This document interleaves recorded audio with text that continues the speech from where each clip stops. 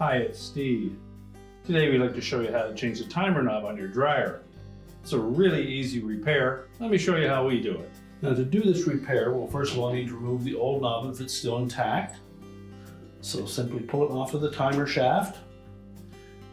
And then check the back of that knob to make sure that the little metal reinforcement insert is not stuck on the shaft of the timer, but is actually inside of the knob or is missing altogether. Just make sure that it's not on that timer shaft.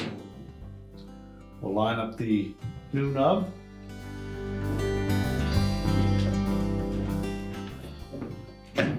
Press it firmly into place, and your repair is complete.